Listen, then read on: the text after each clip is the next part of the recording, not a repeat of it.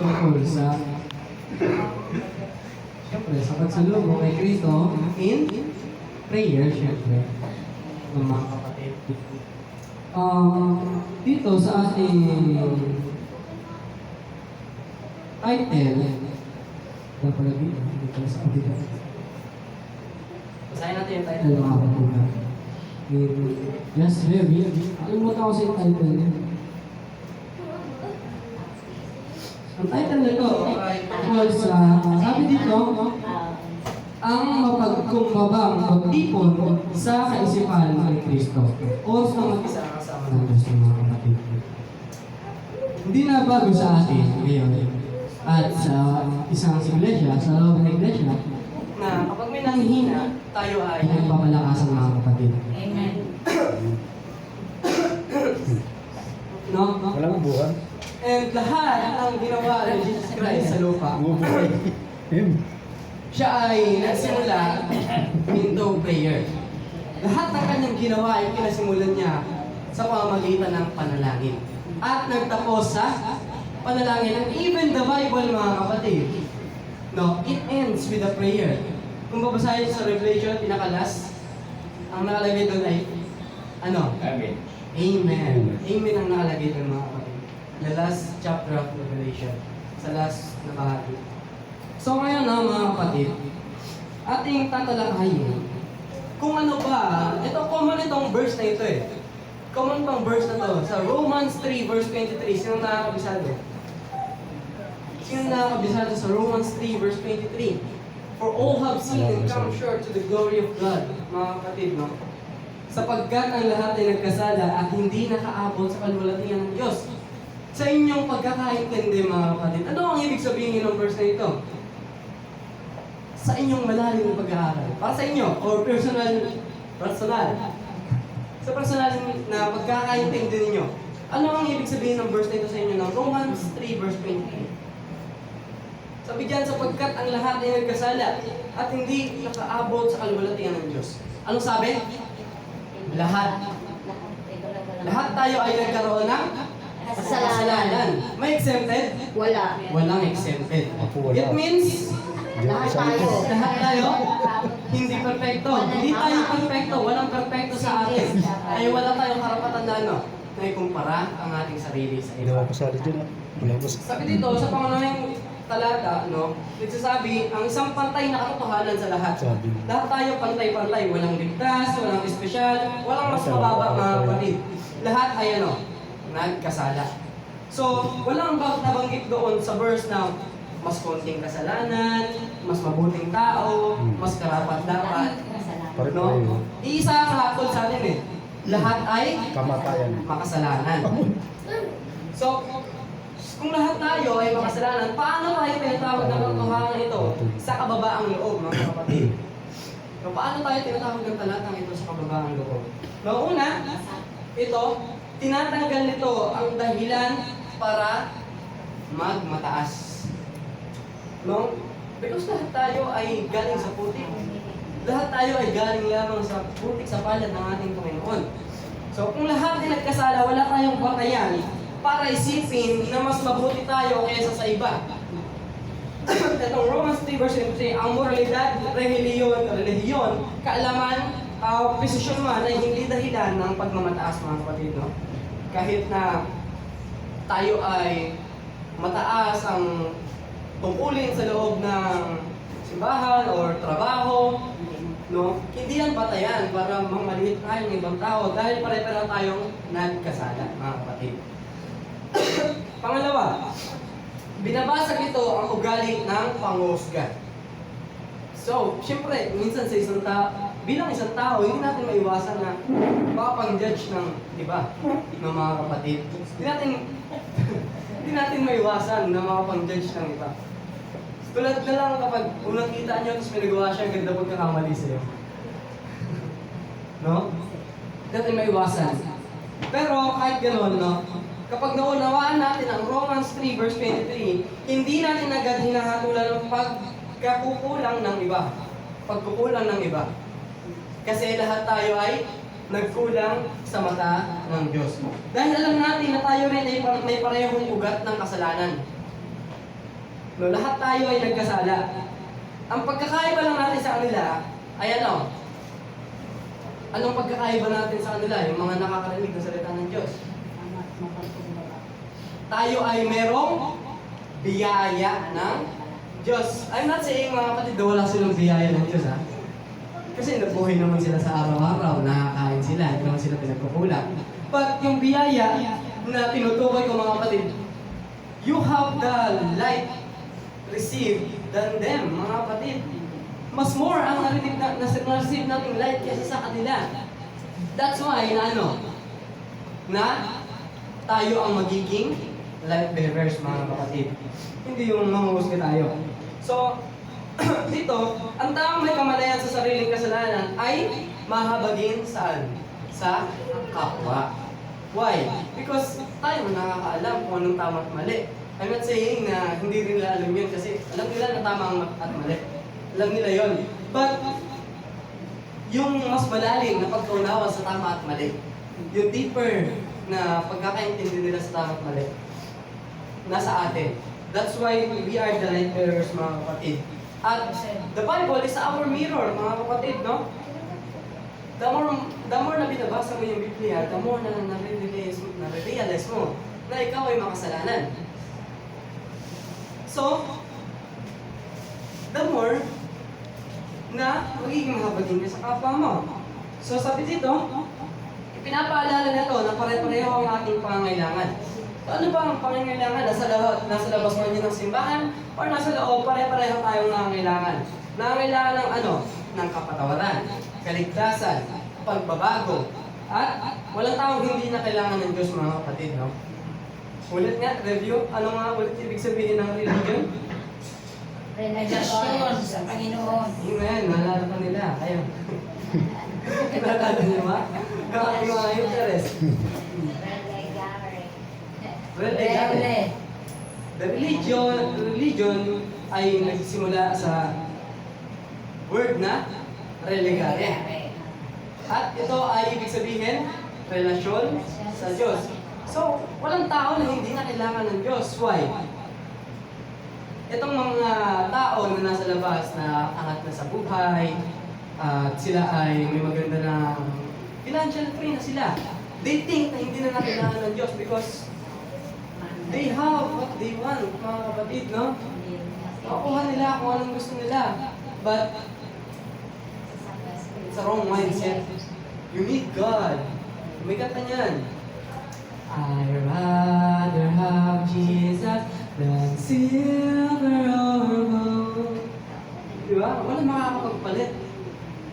No, mga kapatid, even Judas, siya ay nagsisi. But yung pagsisisi, yung pagkakamali, sinulusyon niya ng another pagkakamali. Kung ginawa niya, amatay siya. So, may kaligtasan kaya siya, mga kapatid. Wala. We can't judge mo. Huwag nga tayo mag-judge. Hindi, di ba sabi nyo, ito naging si Judas, pinangkalulong niya si Kristo. Doon pa lang, nagkaroon siya ng kasalanan. Nagsisi siya. Yes. May kasabihan, pag ikaw ang kumitil ng sarili mong buhay, paano ka makakarating sa langit? I mean, yes, it's true, no? But I think God knows that na kung maliligtas. God only know kung siya ay maliligtas because Jesus Christ died also for him, no, mga kapatid. Bakit No, kaya walang po ang pagmamaliit, diskriminasyon, walang elitismo. walang no? ama? Kaya mga kapatid, no? Kung pare-pareho Wala, tayo Sino? nangangailangan ng biyaya, dapat pare-pareho rin tayo Oh, niligtas pa pala siya. Pero pare-pareho tayong naggagalang sa isa't isa, mga kapatid. Tinuturuan tayong tumingin nito ng talatang ito sa mata ng biyaya, hindi na paghahambing. Don't compare ourselves to others, mga kapatid. Kaya, ay, buti na lang ako, ganito ako. Ay, hindi ako ganyan. Minsan gano'n ako eh. Bro, mga kapatid, kino-offer ako. But, that's wrong. No? Yung Romans 3 verse 23 ay hindi nagtuturo ng pagkukumpara ng kasalanan, kundi ng pagkilala saan? Sa kondisyon ng lahat ng tao. So Because we are all sinners, mga kapatid. So, sorry. Sa halip, tulungan natin sila na tanungin natin yung sarili natin, mas masama ba siya kaya sa akin? Ang tanong ay, paano ako magiging daluyan ng biyaya patungo sa Kanya? Imbis na tanungin natin yung sarili natin na, mas masama ba ako kaysa sa Kanya? Ganyan po, no? Tanungin natin ang sarili natin, Lord, paano ako magiging biyaya sa ibang tao? Sakayin mo sila. Yeah. Akayin natin sila. We are the light bearers. Even your enemy, no, mga kapatid. Patakin natin. Yung tao yan, namatay si Jesus Christ para sa tao yan. Kaya kahit gano'n kasama yan, kahit gano'n ka nasusuklaw sa tao, share the gospel, no, mga kapatid. Ang aral dito ay, ang kababaang loob ay ay nakikita hindi sa pagbababa ng tingin sa sarili, kundi sa tamang pagtingin sa Diyos at sa kapwa. What is the great rules, mga kapatid? The two great rules? Love your Enemy. Love your Yes. Yeah, it's true. Love your neighbor as yourself and love your God, mga kapatid.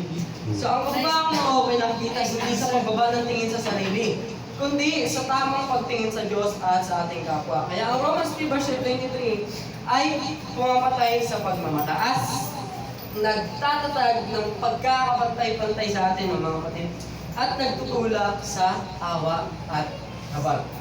Dahil lahat ay nagkasala, no, walang dapat ipagmalaki, walang dapat maliitin, lahat ay deserve na mahalin. So, dito mga kapatid, no, tutunin natin na pinaniniwalaan ng Romans 3 verse 23. Mas magiging mapagkumbaba tayo, mas magiging maunawain, mas magiging katulad ni Kristo sa pagtingin sa kapwa. So, the 12 apostles, mga kapatid, nung hindi pa umakyat si Jesus Christ sa langit, nung nabubuhay pa si Jesus Christ, nakikita nila si Jesus Christ harap-harapan. Tinuturuan sila, nakakausap nila. No? Pero nung itong 12 apostol na ito, nung panahon na hindi pa umakyat si Jesus sa langit, natingin nyo, naipakita kaya nila yung real character ni Jesus Christ sa lahat ng tao? Yes. Sa tingin nyo, mga kapatid? Sa tingin ko, oo. I think hindi. Bakit? Kasi sila ay nag-aaway-aaway. Nag-aaway-aaway sila. Nag-aagawan sila ng posisyon. Nagpapataasan sila, mga kapatid. Nagsuntukan pa nga eh. But, pero, mga kapatid, no? Kaya hindi sila The 12 apostol, nung si Jesus Christ ay umakyat sa langit, nagtipon sila saan? Saan sila nagtipon? Sa Olibo. Saan yan? Puno ng Olibo? Sa Cebu? Puno ng Olibo. Yun. Olive tree. Bundok ng Olibo. Ayun. Sa bundok. Hindi sa puno. Sa bundok ng Olibo. And that bundok, mga kapatid, no, ay doon lagi nag-pray si Jesus Christ. No? Dito sa pangunahing text, ang ating key text pala, mga kapatid, ay sa Acts 1 verse 12 to 14. Sa buong kasaysayan ng Biblia, no, hindi agad ibinigay ng Diyos ang kapangyarihan. Pagkus ito ay kanyang piniprepare upang subukin kung meron bang trust ang re-receive. No, mga kapatid, katulad ng 12 apostles, pumunta sila doon sa bundok ng Olibo kahit na hindi nila alam kung anong meron. Hindi nila alam kung anong mangyayari. But they trust God. Yung mga kapatid ni Jesus. At mama ni Jesus Christ, si Mary. No? Sabi dito, sa buong kasaysayan ng Biblia, hindi agad binibigyan ng Diyos ang kapangyarihan. Lagi muna siyang naghahanda ng tao sa pagsunod, pagkakaisa at panalangin. Now, this is the main point of our topic, mga kapatid. Kailangan natin ng pagsunod, pagkakaisa, at panalangin. No, mga kapatid, paano yung prayer natin? Hindi umabot sa langit, yan lang sa bubong. Hindi umabot sa... Hindi tumagos. Oo, kaya daw mas marami, the more, the better. The more, the better. No, mga kapatid. mas marami, mas magandang manalangin. Because you really feel the whole power of the Holy Spirit, mga kapatid. No? Kaya gusto ko yung nagkaroon ng united prayer, lalo nung ako ay nasa palaban. No? Sabi dito, ang aklat ng gawa ay sinulat nino? Ni Lucas. Ang gawa, uno, ay panahon ng transition. Si Jesus ay umakyat saan? Sa langit. Doon sa naman sa Acts 2 ay wala pang Holy Spirit na binibigay. Ang iglesia ay wala pang kapangyarihan, pero meron silang inahawakan na pangako. No? Nangako si Jesus sa kanila. Sa history ng Biblia, ang ganitong panahon ay panahon ng preparation. This is preparation, mga kapatid. Paghahanda. Pagsunod sa panahon ng paghihintay. Habang tayo ay naghihintay, tayo ay sumusunod. So, sila yung umakyat sa bundok ng Olibo. Ang bundok ng Olibo, mga kapatid, yung lugar kung saan madalas na nadalangin si Jesus. Malapit ito doon sa Jerusalem. Guro mga 1 kilometer. Ganun. Sa Lumang Tipan, ang Jerusalem ay sentro ng mga kapatid? Ng pagsamba. No? Ang Jerusalem ay sentro ng pagsamba at gawain ng Diyos, mga kapatid. So, bumalik sila sa Jerusalem hindi para mag-chill lang sila doon, mag-relax. Hindi para maging komportable. Dahil sila ay inutusan ng Diyos na bumalik doon. Sa kasaysayan, maraming lingkod ng Diyos ang tinawag na na maghintay. At tayo rin ay mga Adventist. Tayo ay mga Adventist, mga kapatid. No? Ano meaning ulit ng Adventist? Naghihintay. So, mga Bible characters na tinawagang maghintay, sino yun? Si Abraham, siya ay naghintay saan? Sa pangako na anak. At si Moises, 40 years siya saan? Sa disyerto. Si David na matagal bago naging hari. So, ang paghihintay hindi pagkaantala, no? Ito ay bahagi ng ng plano ng Diyos, mga kapatid. Nasubukan niyo na ba na mag-pray ng isang bagay sa Panginoon? Yes, no? Even me. Subukan na natin na humingi ng isang bagay sa Panginoon. Many times. At kapag ito ay, sa tingin nyo, matagal hindi na ibibigay, ano yung nafe-feel nyo? Broken hearted. Nagtatampo ko kaya? Tatampo kaya kayo? No, minsan, kaya matagal ibigay, or hindi naman matagal, no? Nais ng Diyos tayo ay magtiwala na Kanya itong ibibigay, pero sa tingin niyo, mga kapatid, kung ang prayer ay makakapagtalisod sa inyo, ibibigay ba ito ng Diyos? Hindi. Hindi, syempre, ang Panginoon, gusto ko ng cellphone. Pero yung cellphone, Gusto mo ng cellphone pero wala kang trabaho. Paano naman yun? Mamalayo ka sa Kanya. Sa tingin niyo, ibibigay kaya ito ng Diyos? Hindi. Syempre, hindi. Di ba, mga kapatid? Kung magiging delikado sa'yo, hindi ito ibibigay ng Diyos. Yes. Pero kung ito ay magagamit saan? Sa gawain at makakabuti para sa iyo, syempre, ibibigay ito ng Diyos sa atin, no? No, isa sa aking experience na napakaraming answer prayer, mga kapatid. Nung ako ay nasa Batangas, problemado kami ng partner ko. Ini-invite kami kung saan-saan.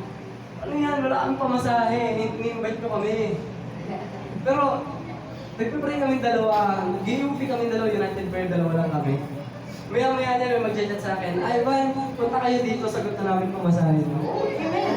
Amen. Kapag kami ay nag-hiking ng aking partner, no? Sisilipin namin yung aming budget. Makukuya, 500 pesos na hindi na ito kasya pamasahe. So, sa isla kasi mga kapatid, walang tindahan doon. Walang tindahan, pero lahat binibili. Tubig, panggato. Lahat binibili, kahit panggatong binibili. So, napakahirap ng buhay. Yes, walang napupulot na panggatong doon. It's either na magakyat bakod kami doon sa lupa ng iba. O bumili kami, no? So, walang panggatong doon, mga kapatid.